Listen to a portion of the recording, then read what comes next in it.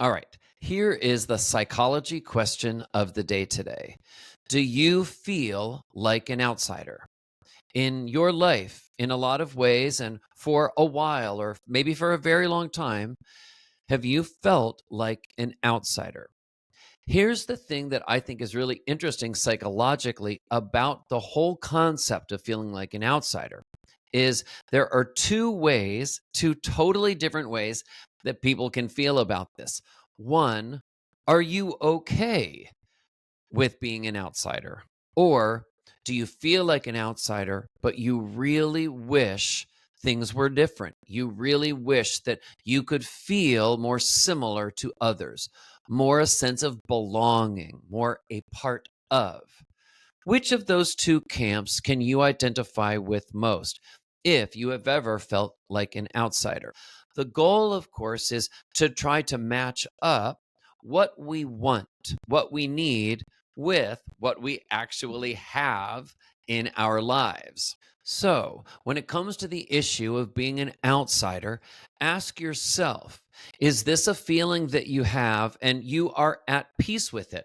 It is simply just a part of who you are. Now, if you are somebody who feels like an outsider, but actually feels like you don't want to feel that way anymore, you actually want more sense of a belonging.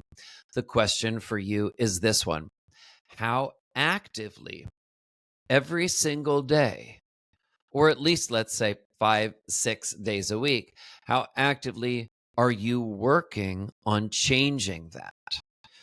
How actively are you working on becoming more connected to others in your life?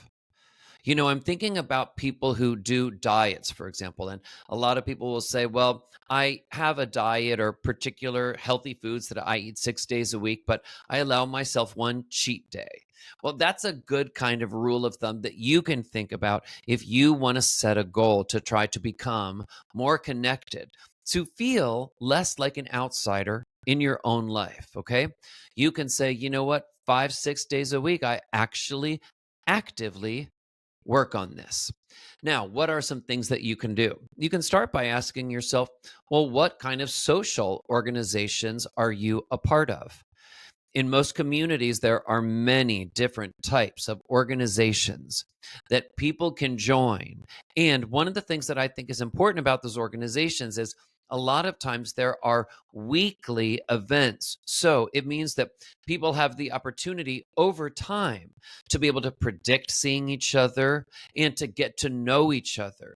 There is a pattern of behavior. And I think that that really helps developing not just relationships with people and feeling more a part of a community, but it also reminds you that social connections are something that you can count on and predict because you have a built in frequency when you can see people. And there are all different types of social organizations a person can join or volunteer organizations. But I do just want to stress, I think the repetition is really important if you want to feel more connected.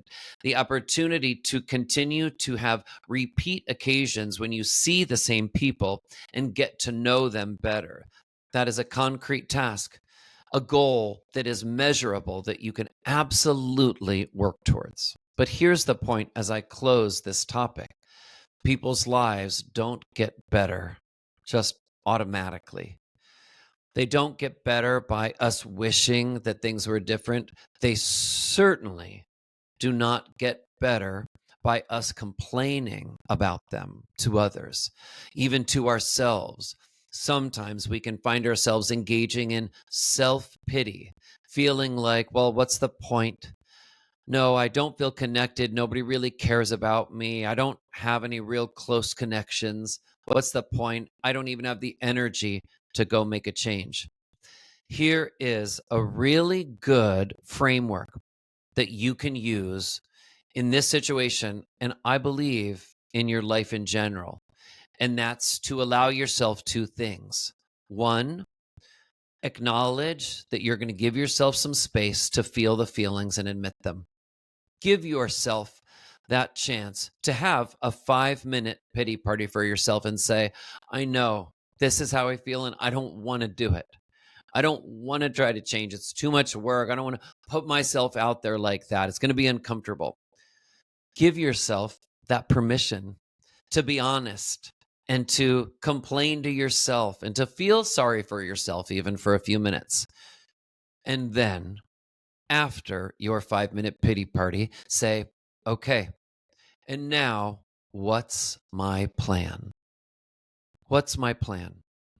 And planning, having a plan in life is so much a part of having emotional success. There is always something that each one of us can always be working on to improve ourselves and to improve our lives. And why not, right? If we only have one life that we're sure about, why not be working on a new goal every single week of our lives? And if you're somebody who has felt like an outsider for too long, you can say to yourself, you know what? That's long enough. And now I'm doing something to change it.